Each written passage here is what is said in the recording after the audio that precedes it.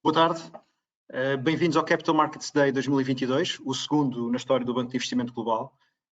Isto na prática é um evento flagship do Banco, de Bandeira, que nós temos a oportunidade de aproximarmos dos nossos clientes e da comunidade do mercado como um todo, procurando aproveitar aqui as nossas opiniões do ponto de vista de história de macro e de mercado, juntando algum brain power que nós temos no banco.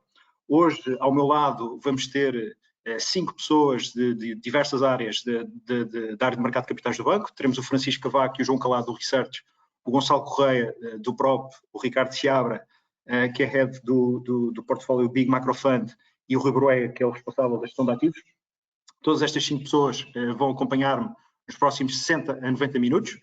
Teremos espaço para cada um dos oradores fazer a sua apresentação de 15 minutos, sensivelmente, ao que seguirá nos 60 minutos subsequentes, um pequeno período de roundtable e de Q&A que nós teremos todo o gosto de respondermos. Uma novidade para este ano é que temos também connosco um media partner associado, portanto a referência, o Observador, e eu mando desde já um abraço ao Bruno Horta, que me acompanhou na última semana com algumas reflexões sobre aquilo que nós vamos partilhar nos próximos 60 a 90 minutos. Um abraço e é um gosto ter esta parceria convosco, que esperamos repetir no próximo ano, já num contexto diferente, presencial, esperemos, tendo em conta que este ano ainda não conseguimos fazer fruto das condições sanitárias. Enfim, temos este quadro de setup de apresentações e agradecimentos já despachado. Eu, antes de passar a palavra, primeiro, numa fase inicial, ao Francisco e ao João, queria só dar um preâmbulo adicional, que nós entramos em 2022 num ponto de partida diametralmente oposto de 2021. Portanto, vocês estarão recordados, há um ano atrás, quando nós falámos, o tema-chave era basicamente um ano de transição do resgate do colapso pandémico para uma recuperação explosiva, e portanto foi isso. Vimos quedas de atividade brutais em 2020, tivemos os guardiões do mundo, bancos centrais e governos com o pé no metal, como se diz na gíria inglesa, e tivemos basicamente uma recuperação muito grande no ano passado face a patamares bastante distorcidos de 2020, e em 2022 temos um contexto bastante diferente, em que de uma recuperação histórica de 2021 vamos entrar num período de normalização ao longo dos próximos meses. Isto é um panorama bastante diferente do ponto de vista macro, porque tivemos o mundo a crescer entre 5% a 6% do ano passado, temos a inflação a nível mais elevado dos últimos 30 anos, sobretudo no bloco desenvolvido e em particular nos Estados Unidos, e do ponto de vista de mercado, o ponto de partida também é diametralmente oposto. O S&P, o ano passado, no início do ano, estava nos 3.600 pontos, hoje está 1.000 pontos acima, o Nasdaq nos 12,5, hoje está nos 14.500.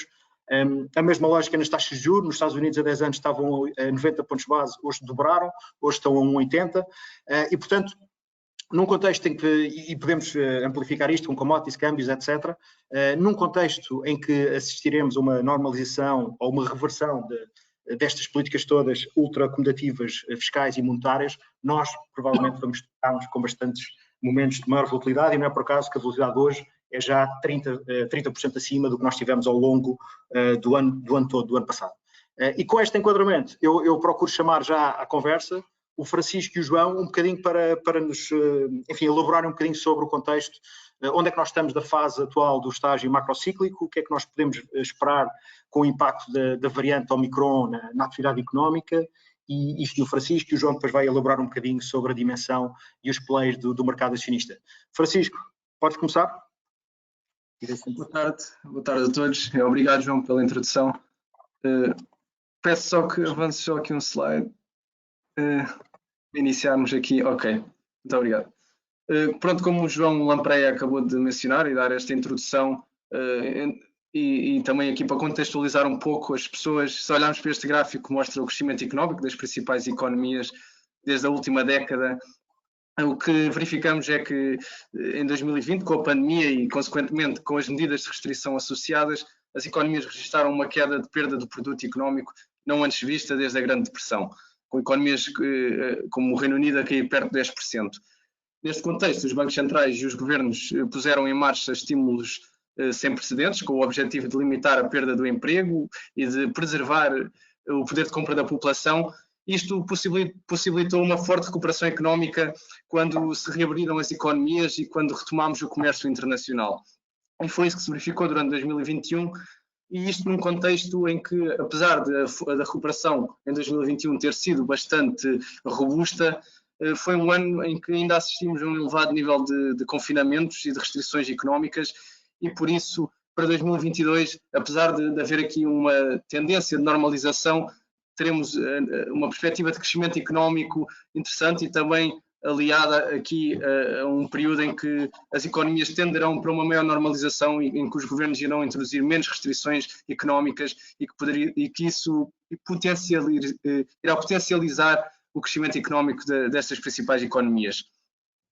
Se passarmos então para o slide seguinte, e também aqui para reforçar esta tendência de recuperação, se olharmos para este gráfico em que apresenta o número de casos de Covid-19 no Reino Unido, o número de casos diários, na linha laranja, e na linha cinzenta o número de fatalidades, o que podemos e o que notamos nestes últimos meses é que apesar de ter havido um crescimento exponencial do número de casos diários de Covid-19, o número de fatalidades tem tido uma tendência muito diferente daquela que se apresentou em 2020 e 2021, ou seja, o número de casos diários a subir para níveis recorde, mas o número de mortes muito abaixo em termos relativos. Isto por dois motivos. Primeiro, os países acabaram por ter agora uma capacidade de resposta muito superior à pandemia, em termos de número de vacinação, de taxa de vacinação, as medidas de restrição, tudo isso ajudou neste comportamento. E outro fator importante é que os dados indicam que esta nova variante Omicron acaba por ter uma taxa de contágio muito superior, mas uma taxa de fatalidade muito inferior a variantes anteriores.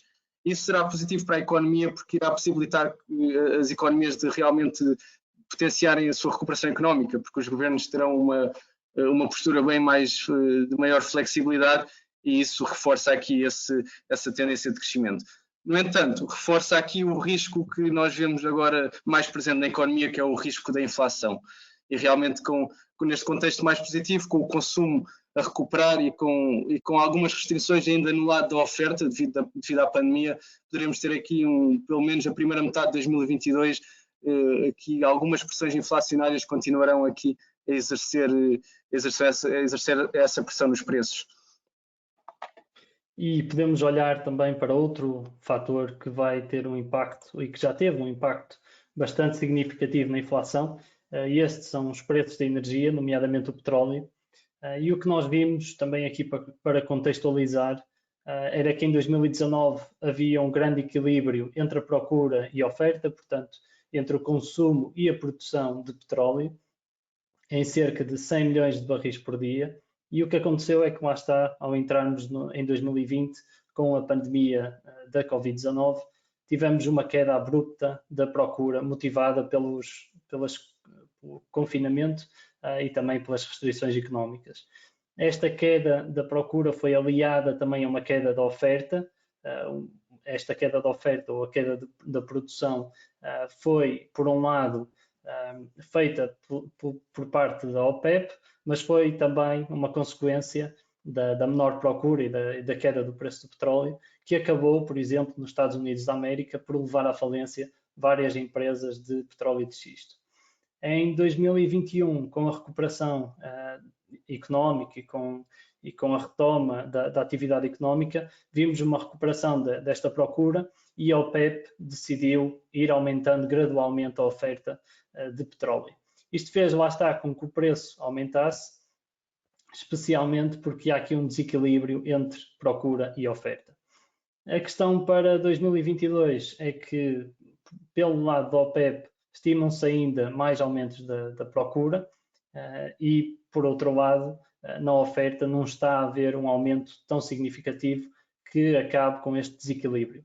Portanto, o que podemos ter é, pelo menos, uma manutenção do petróleo nestes níveis de 80 dólares por barril, o que, comparado com a média de 2021, que foi de cerca de 65 dólares por barril, traz aqui uma componente, uma pressão inflacionista para as economias.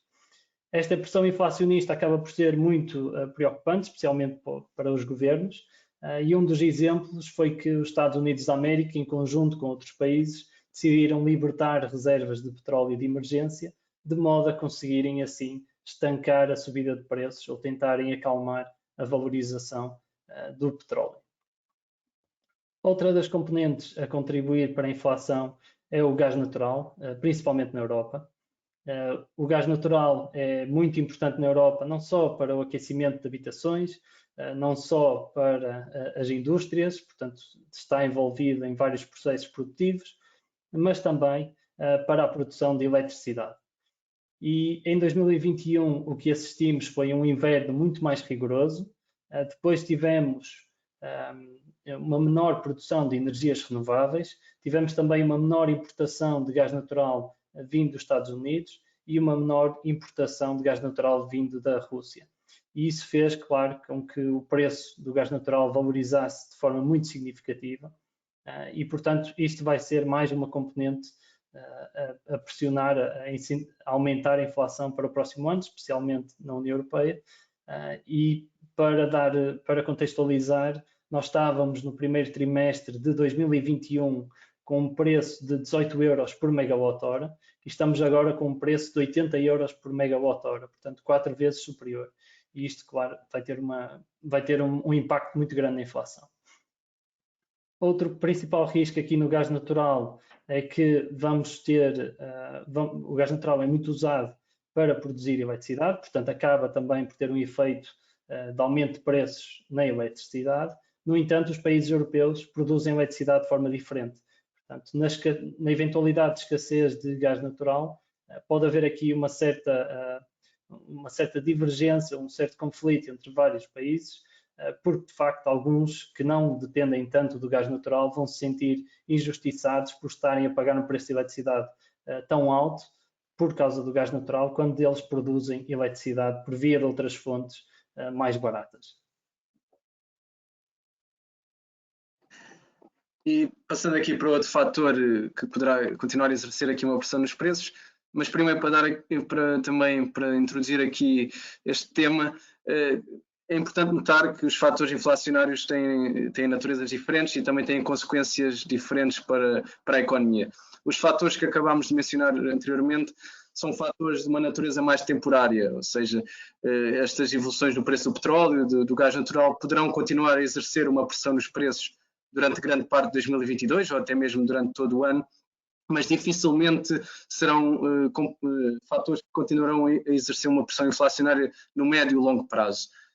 Já a inflação induzida por aumentos salariais excessivos pode criar uma espiral inflacionária onde os aumentos salariais levam a um aumento de custo para as empresas e que estas respondem com aumento de preços, que por sua vez levam os consumidores e os trabalhadores a exigirem salários superiores para proteger o seu poder de compra, criando assim uma espiral inflacionária na economia. Isto é um risco que está bastante presente na economia norte-americana. Se olharmos para este gráfico aqui da esquerda, que mostra a força de trabalho norte-americana, o que reparamos é que com a pandemia houve uma queda acentuada na força de trabalho e neste momento estamos com menos de cerca de 5 mil milhões de trabalhadores face à tendência pré-pandémica. E esta queda na força de trabalho deve-se a fatores como o aumento das reformas antecipadas, o fecho das fronteiras, que limitou a migração, também alguns agregados familiares que passaram a depender de apenas um trabalhador para que o outro membro do agregado pudesse, por exemplo, cuidar dos filhos enquanto as escolas estiveram encerradas. Tudo isto foram fatores que levaram a esta queda acentuada na força de trabalho. E isto é um problema no sentido em que a recuperação da força de trabalho será gradual e será demorada porque a principal razão para esta queda foi mesmo as reformas antecipadas. Dos 5 milhões de trabalhadores que abandonaram a força de trabalho, cerca de 3 milhões foi o resultado de reformas antecipadas e por isso foram trabalhadores que abandonaram e que não irão retomar a força de trabalho. E por isso continuamos a ter aqui uma pressão no sentido em que estamos num período de recuperação económica em que o consumo surgiu de forma repentina, em que as empresas querem dar resposta a esse consumo, mas não têm capacidade produtiva para dar a resposta a esse consumo. E por isso vem-se numa situação em que têm que aumentar salários para poder dar essa resposta. E o que estamos a assistir é um aumento excessivo dos salários nos Estados Unidos, que apesar de ainda estar a níveis, ou seja, quando olhamos para o início do século, está a níveis parecidos ao início dos anos 2000, mas está numa tendência ascendente e, por exemplo, em dezembro de 2021 os salários já subiram 4,7%. o que é muito acima dos ganhos de produtividade que o país está a ter. E nesse sentido pode-se criar aqui um risco inflacionário mais duradouro e sustentado.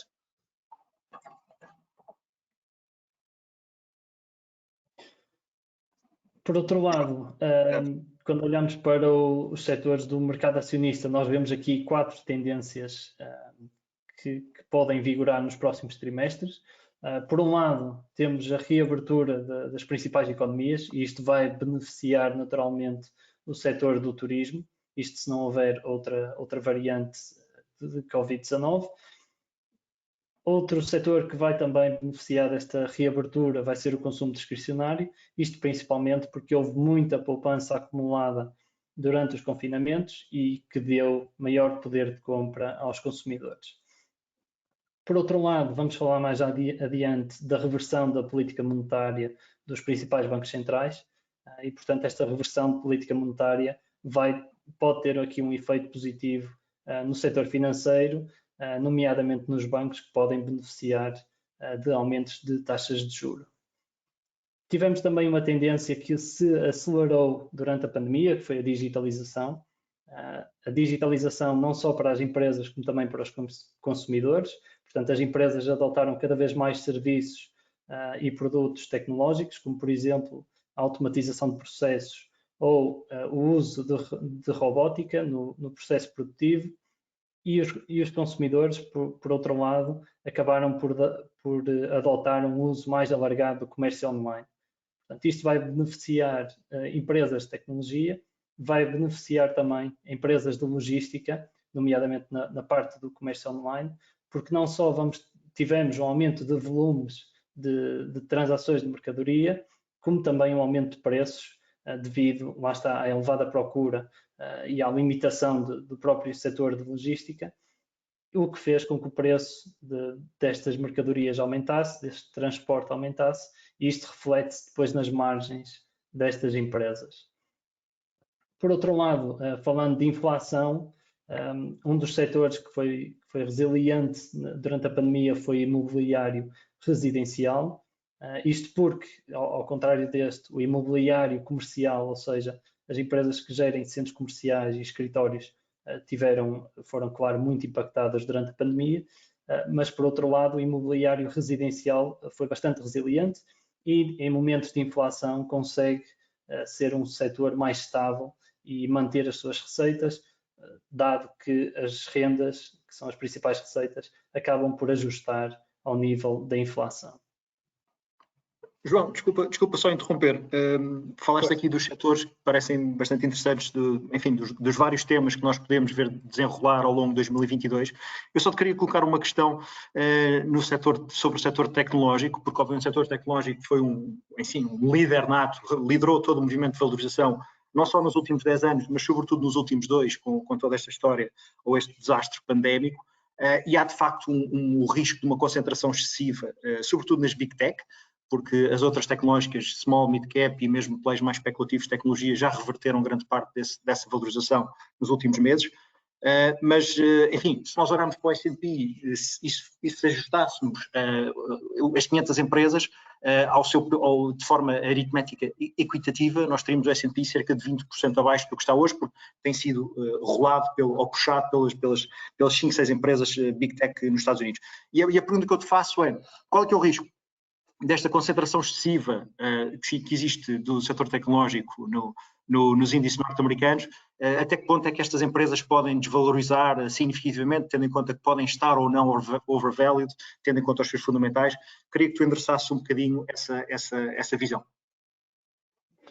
Eu penso que aqui nas tecnológicas o maior risco, acho que já acabou por acontecer, que foi aquelas empresas tecnológicas mais pequenas que valorizaram, suportadas por avaliações muito otimistas depois da pandemia, acabaram recentemente, nos últimos meses, por desvalorizar bastante. E, portanto, olhando, por outro lado, para as gigantes tecnológicas, para uma Apple, Microsoft, Alphabet, Amazon e Meta, a dona do Facebook, o que nós vemos é que este aumento de preço foi acompanhado por aumento de receitas e aumento de lucros.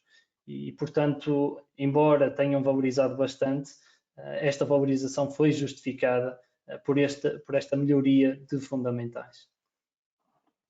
Ok. Obrigado, João. Acho que respondeste perfeitamente à pergunta. E, portanto, sum up de tudo o que o Francisco e o João disseram, basicamente nós estamos numa lógica de desaceleração na fase intermédia do ciclo, com a Omicron a ser um acelerador para um Covid endémico, questões temporárias e mais estruturais da inflação, muito relacionadas com problemas do lado da oferta, que falou o João, essencialmente da questão da energia e do gás natural, mas também do lado da procura, essencialmente do crescimento salarial norte-americano, que ainda assim, se ajustarmos à inflação, o crescimento real tem sido negativo nos últimos 8 meses, essencialmente porque a inflação, como sabemos, está a níveis muito, muito elevados. E, portanto, e também dentro do setor tecnológico, podemos ter aqui algum efeito de catch-up sobre vários temas ao longo de 2022 e um grande risco das tecnológicas estar eventualmente overvalued. O João acabou de desmistificar, os fundamentais acabam por justificar um bocadinho estas valorizações, apenas têm sido um bocadinho mais penalizadas no último mês, essencialmente pelo repricing das taxas de juros. E é com este enquadramento que eu introduzo o meu próximo orador, o Gonçalo Correia. E Gonçalo, nós temos falado, já falámos aqui um bocadinho sobre estas dinâmicas estruturais e temporárias da inflação, e um bocadinho desta reversão da política monetária e fiscal, e eu queria que tu, concretizasses um bocadinho o teu view sobre este tema e, sobretudo, como é que isto compara com aquilo que está a ser descontado pelo mercado. Gonçalo, dispara. Claro. Obrigado, João. Obrigado também a todos os que estão a assistir, clientes do BIG, leitores do Observador. É um gosto enorme fazer parte, uma vez mais, deste evento com os meus colegas. E sim, eu acho que podemos começar, João, talvez por este gráfico, que a par daquilo que foi, obviamente, a ação de decisores políticos e do que foram as medidas sanitárias, obviamente, para que passássemos por este período da pandemia, que já são agora 2 anos, de uma forma que teve um custo social e económico bastante grande. Este gráfico é importante porque parte na vertente económica, parte da recuperação que tanto o Francisco como o João tiveram a descrever nestes últimos minutos, deve-se muito à ação dos bancos centrais, e este gráfico mostra-nos bem isso. 2020, sobretudo, ficou marcado por uma ação dos bancos centrais sem precedentes. 2021 manteve essa tendência. Aqui vemos a expansão do balanço dos bancos centrais, do Fed, da Reserva Federal Norte-Americana, e do Banco Central Europeu em percentagem do PIB. Obviamente aqui temos os dois efeitos, não é? Não só o aumento do nível de ativos por via do programa de compras de ambos os bancos centrais, mas também a queda abrupta do PIB em 2020, que depois, à medida que o ano 2021 foi passando e que também foram levantadas as medidas sanitárias e as economias reabriram, esse efeito e essa proporção, esse peso que os ativos dos bancos centrais têm na economia também foi reduzindo, mas não quer com isto dizer que os estímulos não se tenham mantido, e estamos agora sim numa fase de transição, de passagem de uma política monetária bastante acomodativa para uma política monetária mais contracionista. E estes dois gráficos mostram bem isso. O primeiro é o M2, para também ficar claro para todos. O M2 mede a massa monetária em circulação, no fundo, portanto, moedas, notas de poupança, depósitos a prazo de curto prazo, é uma medida de agregação monetária. Vemos aquela subida muito expressiva no período de 2020, deve-se exatamente por isso, o programa de compras dos bancos centrais, que no fundo criou massa monetária na economia, que depois foi canalizada para o consumidor e levou à retoma económica de 2021, a que assistimos, e que se tem mantido agora no início deste ano, e também à medida que as restrições sanitárias são levantadas. E ao lado temos o déficit aqui nos Estados Unidos, portanto, aquilo que foi a resposta fiscal, que foi também essencial nesta reativação da economia. Estamos a ver o gráfico aqui dos Estados Unidos, podíamos estar a ver o da União Europeia como um agregado. Portanto, política fiscal bastante expansionista e uma proporção muito grande daquilo que é o déficit, a despesa orçamental versus o PIB. O que vemos em 2021 é que, de facto, já houve uma retração destas medidas. Portanto, tanto a componente monetária dos bancos centrais, como da componente fiscal dos governos e orçamentais. E porquê que vimos esta contração? Não só pela evolução favorável das economias e porque, de facto, o consumidor, numa primeira fase mais nos Estados Unidos do que propriamente na Europa, mas também na Europa mais na segunda metade do ano passado, começou a mostrar, de facto, bastante propensão para o consumo. Isso refletiu-se também nas próprias cadeias de valor, nas cadeias de produção e distribuição.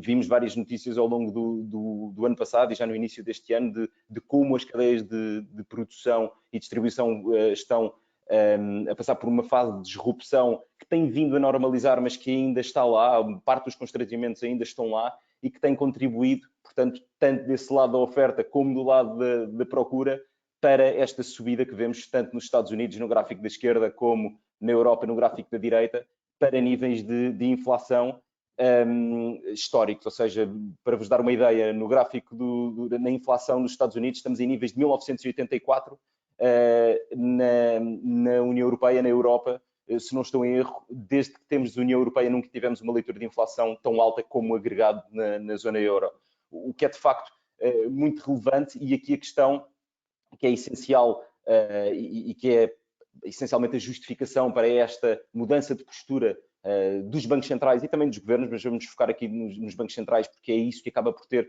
também um impacto mais imediato no mercado de capitais, deve-se essencialmente a isto. Portanto, até que ponto é que este nível de inflação e o nível a que estamos a assistir hoje é persistente ou não?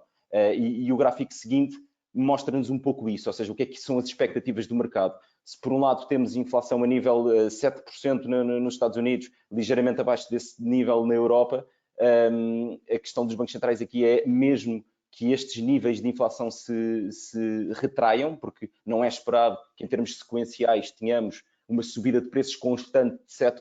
Portanto, estes níveis de inflação em termos sequenciais poderão abrandar, portanto, podemos ter leituras abaixo destes níveis, dos 7%, 6%, mas temos que ter em mente o que é que são os targets, ou seja, os objetivos e o mandato dos principais bancos centrais, portanto, tanto da Reserva Federal como do Banco Central Europeu. E esses níveis estão para os Estados Unidos para cerca de 2,5%, na Europa também a rondar os 2%, e esses são os barómetros para os bancos centrais, e é isso que os bancos centrais tentam gerir entre aquilo que são a inflação factual, aquilo que são as leituras de inflação todos os meses e aquilo que são as expectativas de mercado. E aqui estamos a ver nestes dois gráficos as expectativas de mercado, lá está, outra vez nas duas geografias.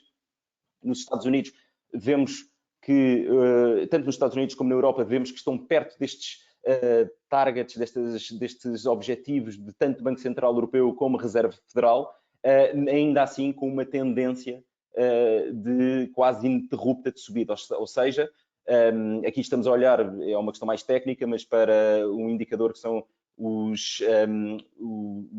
break-evens, tanto na Europa como nos Estados Unidos, mas no fundo mede a expectativa de inflação de todos os agentes do mercado, refletidos no mercado de capitais, e de facto estas expectativas de inflação têm estado gradualmente a subir desde o ano passado, ininterruptamente.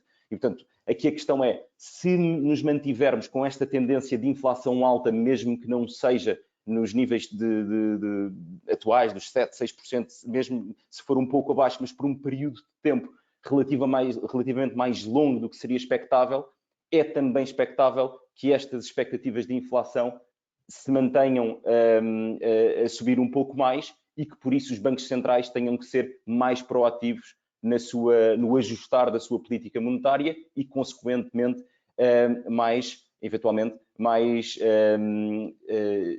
retracionários. E isto, obviamente, reflete-se em todas as vertentes do mercado de capitais. Cabe-me a mim falar, obviamente, aqui no segmento de obrigações. No mercado, no slide seguinte, tínhamos já aqui as yields a 10 anos. Portanto, no fundo, à medida que não só a componente económica de crescimento foi evoluindo, foi também a par disso, como vimos, a inflação e, de facto, o prémio que os investidores requerem para investir em títulos de dívida soberana norte-americana é cada vez maior. E é isso que estamos a ver. Este gráfico foi tirado há muito poucos dias. Estamos em níveis máximos do último ano, exatamente por isso. Porque, de facto... Desculpa, só interromper-te uma questão. Exatamente, este gráfico já está um bocadinho desatualizado, são 2 ou 3 dias, não é? Já estamos entre os 1,80 e 1,85, não é? E a questão que eu te ia lançar, porque já respondeste ao que nós queríamos da inflação, é exatamente até que nível é que este nível de yields pode subir, se considerarmos 1,80, 1,85 já era o nível a que nós estávamos, por exemplo, em dezembro de 2019, antes da pandemia, antes do Covid, não é? Portanto, são níveis já relativamente normais em ciclos pré-pandémicos e, sobretudo, num contexto que nós recordamos em 2017, por 17-18, em que o Fed fez aquela redução do balanço, que obviamente se adivinha agora para esta fase, numa primeira fase redução de compras, depois três subidas de taxa de juros, que é o que está a ser descontado, e depois já a redução do balanço. Como é que tu vês, ou até que nível é que as taxas de juros, que são um elemento essencial para o repricing de todos os ativos financeiros, até que nível é que elas podem subir, Gonçalo? Eu vou começar por responder à pergunta com uma noção que é sempre bom relembrar. Acredito que muitas das pessoas estejam obviamente a par, mas convém sempre relembrar o conceito. De facto, se eu investir neste título de dívida soberana norte-americana há 10 anos, mas podemos pensar num título de dívida europeu, mas vamos usar este exemplo, com uma taxa nominal de 1,80, mas a inflação durante este período, como vimos nas expectativas, for acima desta taxa, portanto, vamos supor a 2%, o meu retorno real é negativo, ou seja, e é isso que justifica, portanto, à medida que estas expectativas de inflação e que a inflação factualmente é mais alta, é normal que os investidores acabem por requerer um prémio maior e, portanto, acabam por não comprar as obrigações àqueles níveis de yield, o que leva a que as yields subam e, obviamente, os preços das obrigações deixam. E, portanto, é esta a dinâmica, é este o mecanismo de preço por trás da dinâmica também económica e monetária. O que é que podemos esperar daqui para a frente? Esta subida já foi bastante expressiva, desde o fim do ano, no último mês de dezembro, início também já de 2022, foi uma subida bastante expressiva e abrupta. Também temos que ter em conta que, ao contrário de 2019, como estavas a referir, João, temos aqui uma economia bastante, ou aparentemente mais pujante, pelo menos nesta fase e para já, e leituras de inflação bastante acima do que tínhamos na altura. E também a outra variável importante aqui, as cadeias de distribuição não estão como estavam em 2019, que estavam num nível de eficiência normal, digamos assim.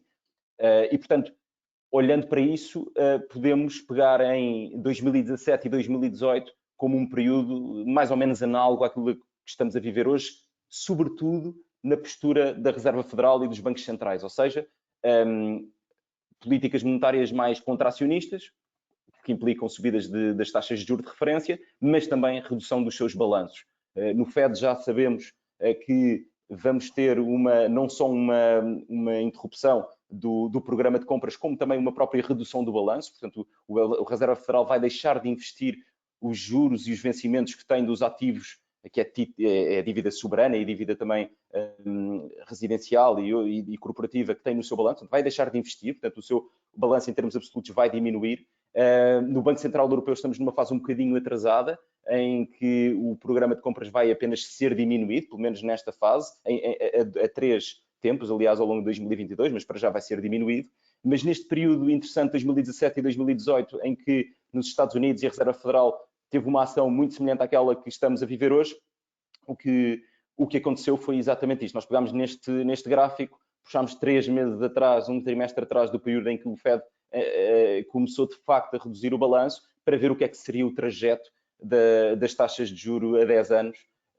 E de facto vemos que no pico máximo desde o início, desde esse anúncio da redução do balanço, as taxas subiram cerca de 100 basis points, ou seja, 1%, tendo depois, ao fim de um ano, ajustado um pouco mais e subiram 60 basis points, ou seja, 0,6%. Se pegarmos nisso, se bem que este tipo de análise tem algumas nuances, é um bom barómetro para perceber o tipo de função de reação do mercado, mas ainda assim há outras nuances que temos que analisar, mas olhando então e respondendo diretamente à tua questão, podemos esperar eventualmente uma subida, uma continuação, uma tendência de subida das taxas de juros nominais, não se calhar nesta proporção que estamos a ver no gráfico, mas taxas de juros a 10 anos nos Estados Unidos a rondar os 2%, 2,20% num cenário mais extremo, não seria descabido.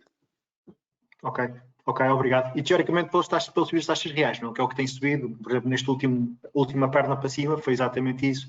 As expectativas de inflação mantiveram-se constantes. Exatamente.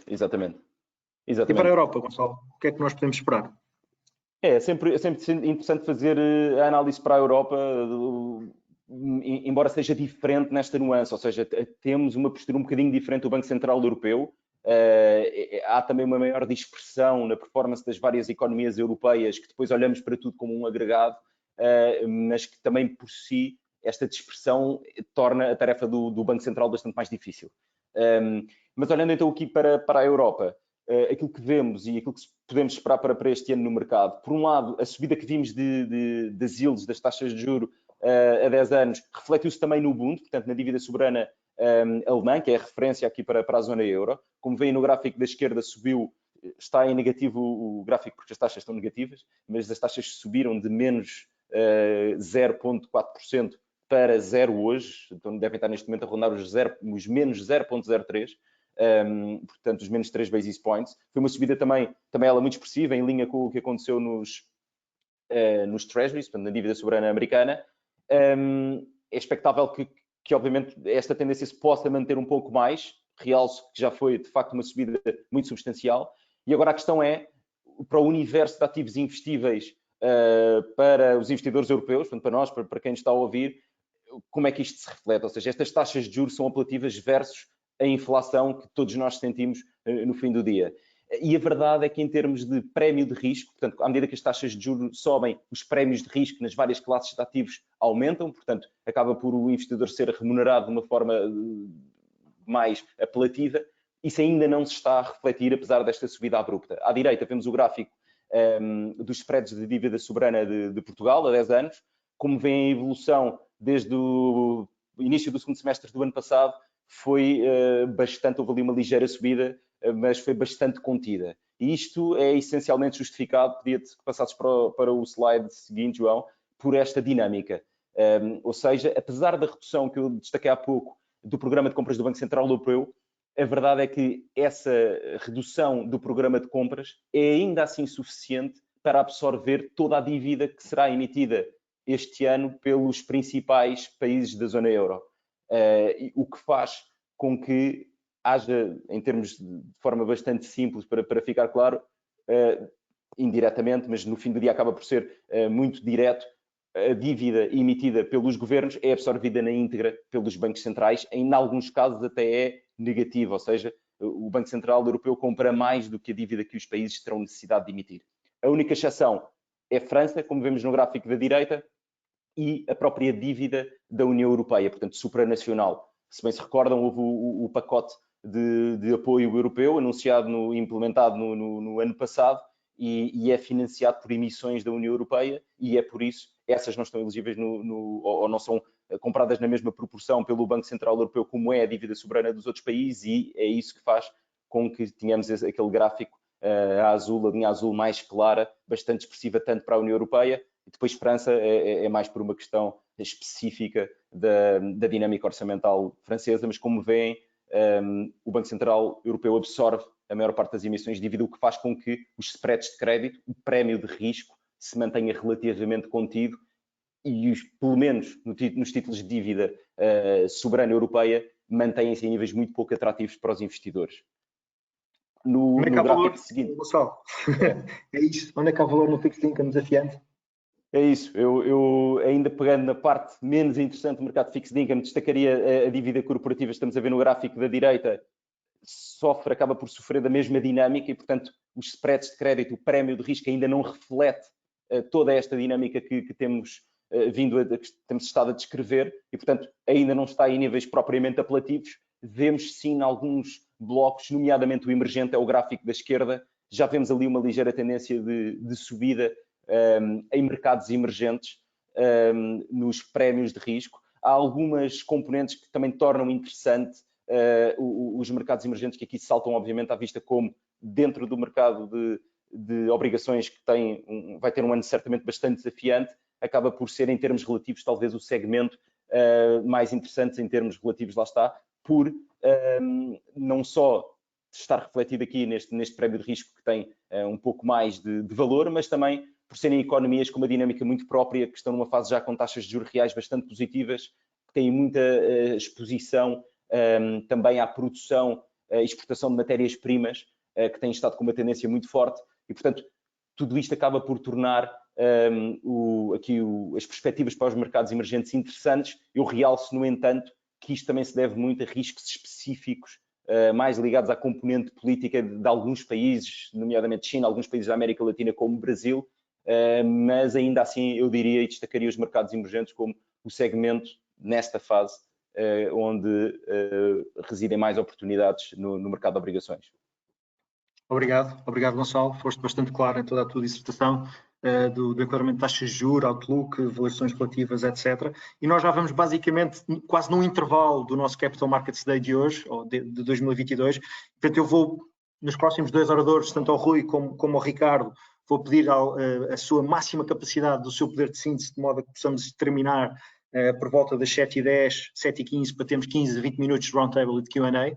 E, portanto, Rui, eu não te vou interromper, quero que prossigas o teu raciocínio da forma mais elaborada e mais direta possível. Já foi muito aqui falado a questão macro, a questão de perspectivas de equity e de fixed income, e eu quero um bocadinho que tu, enfim, desenvolvas um bocadinho como é que vês o base case cenário do lado da gestão de ativos e que tipo de ativos é que estão a privilegiar neste momento. Muito bem, tentarei. Boa noite a todos, obrigado pela vossa presença mais uma vez. Um ano depois, com um cenário completamente diferente desta vez. Muitas coisas foram acertadas, aquilo que nós dissemos há um ano atrás, outras tantas, eventualmente, erradas, mas o mundo andou muito e o mercado andou muito assim nos últimos 12 meses. Eu se calhar podia, e começaria já por uma análise simples de dados, de factos. 2021 acabou por ser o terceiro ano consecutivo em que o mercado de ações gera retornos de duplo dígito. $1, se compararmos com o auge da crise epidémica de março de 2020, $1 investido em março, hoje em dia valeria cerca de $102, $103 sensivelmente. Significa que o mercado fez uma reviravolta de superior a 100%, e isso teve consequências para o ponto onde nos encontramos neste momento. Os mercados continuaram a desfrutar do esforço das autoridades centrais e para retomar o crescimento económico naquela fase de maior stress. Muitos programas e muitas ações fiscais e monetárias foram anunciadas e praticadas. Eventualmente só vamos ter a real noção do custo ou do preço destes programas num futuro, não sei se será num futuro próximo, será num futuro mais longínquo, mas terão algum custo à medida que vamos avançando no tempo. Claro que as estimativas de resultados, de earnings de empresas subiram significativamente durante este período. A retoma económica e o ritmo de crescimento ou de recuperação também isso assim potenciou, levando-nos aqui para níveis de avaliações agora um pouco mais esticadas ou exageradas em termos históricos, eu diria, quando entramos neste ciclo de 2022, mas que não deixa de consubstanciar oportunidades para um curto, médio prazo. Aquilo que nós tentamos mostrar aqui neste slide é basicamente o ano de 2021 andou, na minha opinião, demasiado bem para aquilo que foi a velocidade da recuperação económica, e isso retira aqui alguma das expectativas ou alguma das valorizações futuras que nós poderíamos esperar. É mais vincado no bloco de ações, ainda assim é um ano ou é um período onde nós esperamos que as ações façam bem. É mais negativo ou menos otimista para o bloco de obrigações, e é bastante positivo para o bloco que o Gonçalo acabou de referir, bloco emergente. Obviamente, numa perspectiva de médio e longo prazo, tanto o equity, tanto as ações emergentes, como e principalmente o bloco de dívida emergente parece muito interessante de explorar. Obviamente que o horizonte temporal de investimento tem aqui uma grande influência para poder ser uma experiência melhor sucedida, eu diria, mas de facto é um tema que vamos explorar um pouco mais adiante. Eu gostava só de reforçar que toda a performance do equity durante este período foi muito concentrada num bloco que eu diria de mega caps tecnológicas, como creio que foi o João Lampreia a referir e o João Calado depois justificou plenamente, e esse bloco afunilou aqui níveis de concentração dos fluxos de mercado de capitais, que pode também ser um vetor de interesse explorar no futuro e eventualmente ser um vetor de risco adicional. João, se puderes passar para um gráfico que me parece muito interessante e que acho que me vai ajudar aqui a encurtar algum do tempo que me pediste. Desde o final da grande crise financeira, a sucessão de políticas monetaristas, eu diria, inconvencionais, vamos chamar-lhe assim, foram sustentando a economia a diferentes momentos, a diferentes espaços, e fizeram essencialmente escalar os preços dos ativos. Esse é o resultado principal de toda essa dinâmica.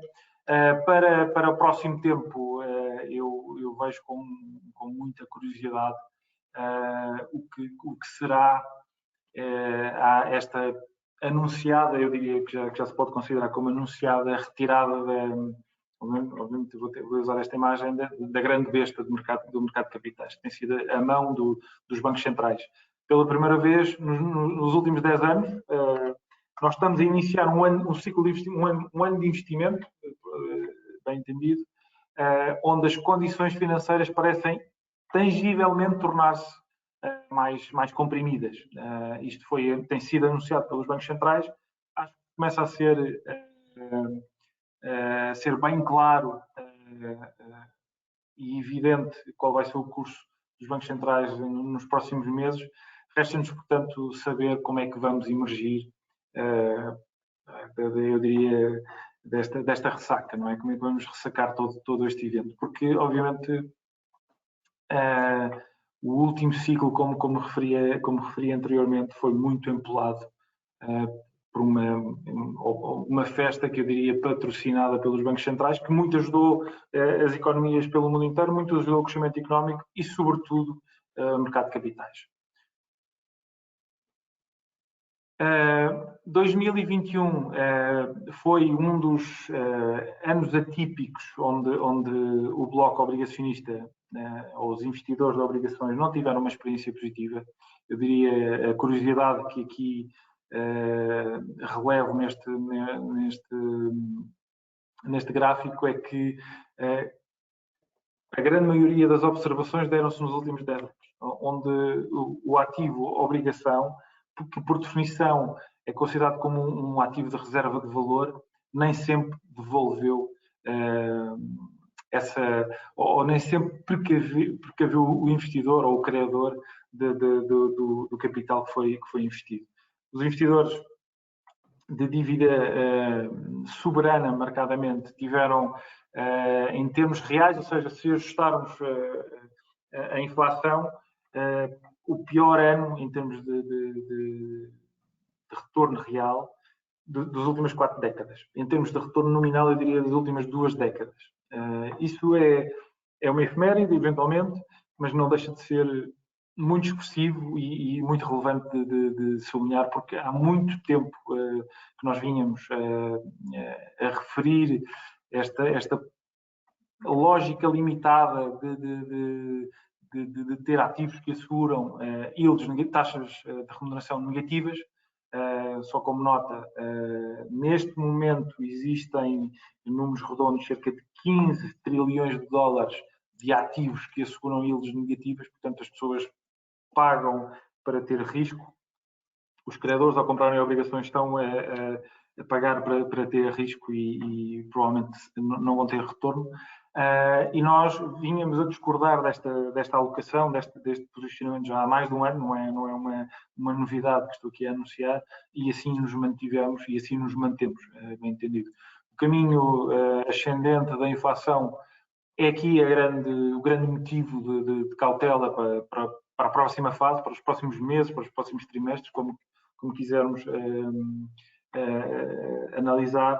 Em todo o caso, há sempre aqui um senão, e eu gosto sempre de colocar alguma coisa no outro lado da balança, porque parece-me que o mean reversion tem sempre os seus méritos, e há aqui um risco de que os bancos centrais podem, em alguns no tempo, alterarem a sua postura. Portanto, é relevante nós mantermos atentos e ligeiros a nível de exposição neste segmento e muito cuidadosos na seletividade destes ativos. João, se puderes passar para aquilo que podem ser considerados como alguns dos cenários que nós temos para as duas principais, com impactos nas duas principais classes de ativos, ações e obrigações.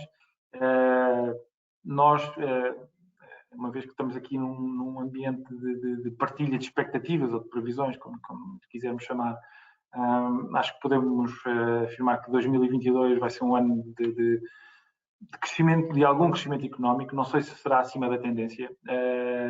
Seguramente terá menos vigor a métrica estatística do ano que findou. O próximo ano pode muito bem ser um ano de mid-cycle, onde temos crescimento sim, mas a velocidade desse crescimento económico vai desacelerando, correspondentemente o ritmo das revisões e os impactos que isto depois vai ter em nível de expectativas de mercado.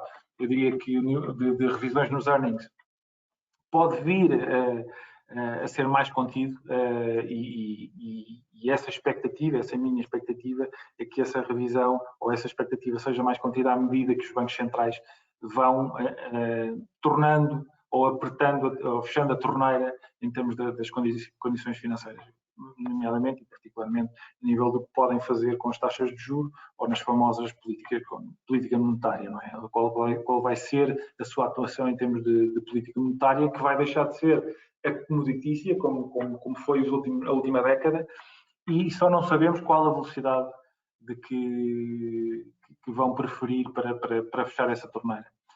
Isso implica que seguramente que será um ano que vamos terminar 31 de dezembro de 2022 com taxas, tanto no lado dos Estados Unidos como no lado da Europa, mais elevadas do que os atuais níveis. Possivelmente múltiplos de price earnings mais baixos, eu dizia, ou mais contidos para o mercado acionista, e portanto é muito relevante que os investidores se mantenham atentos e preparados para esta nova fase. Isto resumindo, 2022 ou o próximo ano pode ser, este ano pode ser muito bem um ano da transição digamos, do boom, da recuperação para um crescimento mais estabilizado, ou seja, não é pelo facto do ritmo de crescimento abrandar que não seja positivo e que não seja uma fase natural do ciclo económico.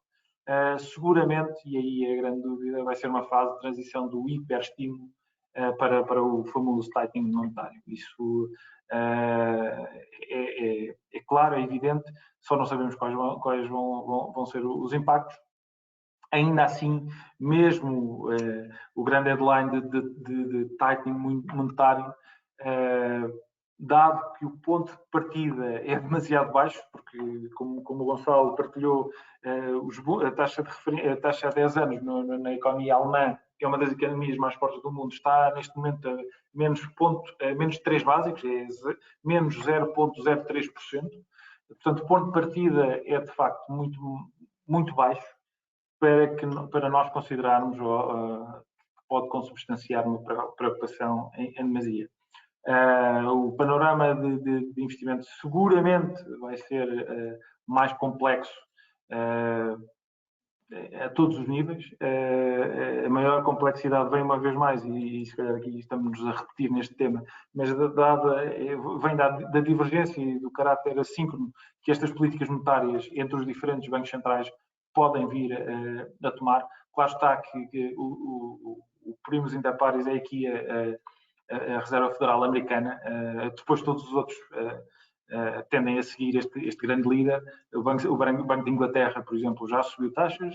O Banco Central Europeu, como também já foi referido aqui, está a reduzir o programa de compras, parece mais relutante a anunciar já mexida de taxa. Temos do outro lado do mundo o Banco Central da China no sentido oposto, ou seja, a afrouxar a sua política monetária, procurando atenuar os efeitos de um verão um pouco mais quente e com alguns efeitos económicos e portanto, daí estão a criar estímulos, reduzindo o custo do dinheiro. E, portanto, é um cenário que antecipamos, onde os bancos centrais vão fazer o seu melhor para prolongar esta experiência, esta boa experiência em termos de crescimento económico, sem saberem ao concreto qual o ritmo ideal para o fazer, porque de facto nós e todo o mercado vem muito embriagado e muito viciado naquilo que tem sido o facilitismo que os bancos centrais têm permitido por manter o custo do dinheiro tão baixo. Isto leva-nos para aquilo que acaba por ser um corolário de tudo o que fomos falando ao longo desta sessão, ou que estamos a falar ao longo desta sessão, quais são os pontos de interesse dado o nosso cenário central. Obviamente que aqui é muito relevante considerar a importância da flexibilidade quando nós dizemos que vai ser um ano de divergência e de volatilidade. Obviamente não temos essa certeza.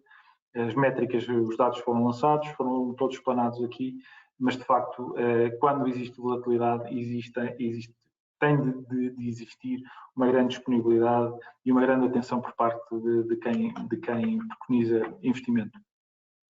Nós podemos ter aqui, dentro deste assincronismo, movimentos muito dispares, uns a parecerem menos racionais em determinada fase do tempo por oposição de outros mais racionais, o que diria que continuamos a favorecer ações versus obrigações. Eu acho que isso torna-se evidente dada as condições de mercado. Aliás, todo o mercado está um pouco embutido neste efeito TINA, não é? There is no alternative. A verdade é que não existe yield, é mais em quase blocos algum, a não ser no bloco emergente, para poder remunerar risco, a não ser depois por alternativa no mercado acionista. A grande parte do mercado obrigacionista, na sua vertente mais tradicionalista de investimento, de compra de governo, de dívida de governos, de empresas de grande qualidade, na minha opinião, perdoem-me a sinceridade, nós estamos a comprar risco sem retorno. Nesta fase é disso que se trata, é comprar risco sem retorno. Em termos de mercado de ações, como um todo, continua a fazer-nos sentido comprar os bottoms.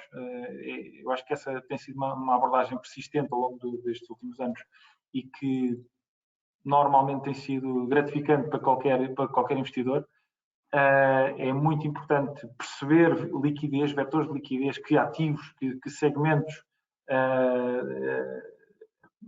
estamos a comprar e que liquidez esses segmentos nos proporcionam e, sobretudo, evitar aquilo que é conhecido no calão do mercado de capitais como os product trades.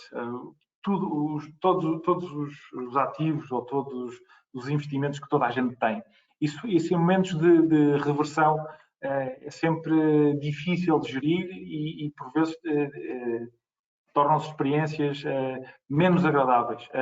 Em todo caso, é relevante nós mantermos atentos a todas as pontas de investimento.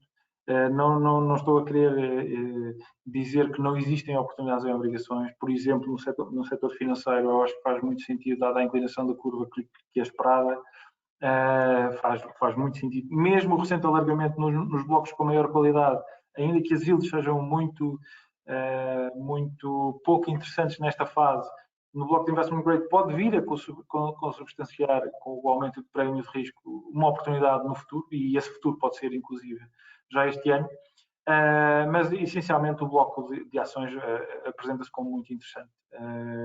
E aí, obviamente, a preferência vai para blocos mais robustos, menos alavancados, que nos permitam navegar esta fase onde eventualmente as condições monetárias podem ser um pouco mais apertadas, mais difíceis de sustentar, e o serviço de dívida mais difícil de pagar, portanto quão mais sólido os balanços for, quanto mais projeção de cash flow ele sustentar, acho que são ativos a dever ser favorecidos. No bloco mais exótico, China, provavelmente não é um mercado já tão exótico como o mundo espera, principalmente o bloco da A-Shares, que provavelmente podemos depois deixar para alguns minutos algumas notas adicionais na fase de Q&A.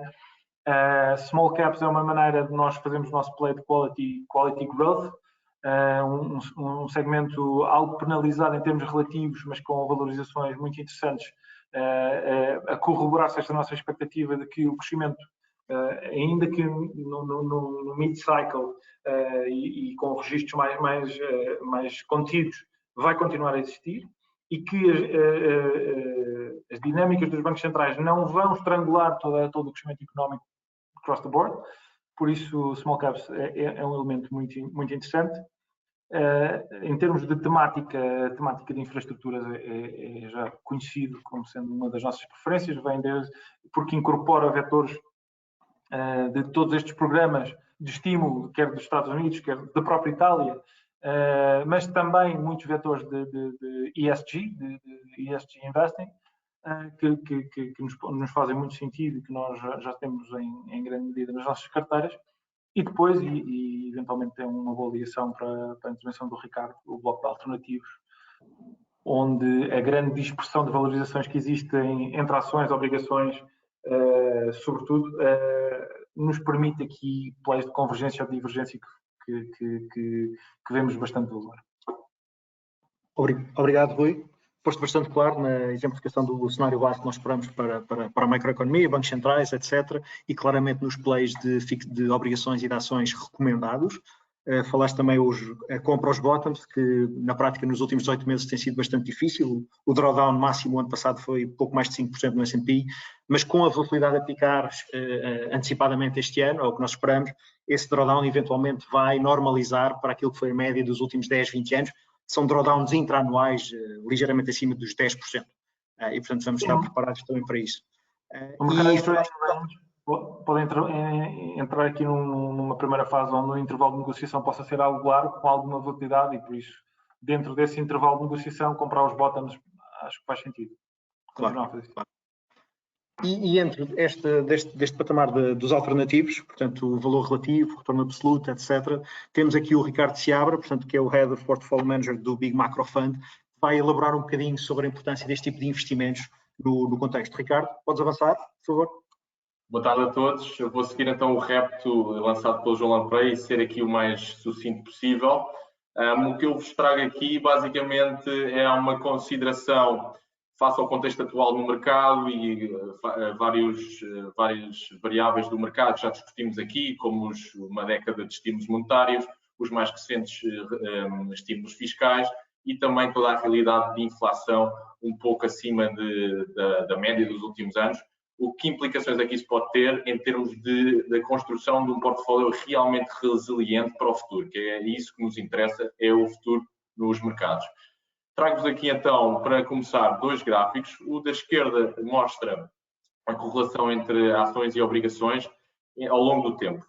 O que isto nos mostra é que esta é uma realidade que é muito importante para os portfólios mais tradicionais, aqueles que nós consideramos divididos entre ações e obrigações, o famoso 60% ações, 40% obrigações, está muito dependente desta realidade que nós vemos a partir dos anos 2000.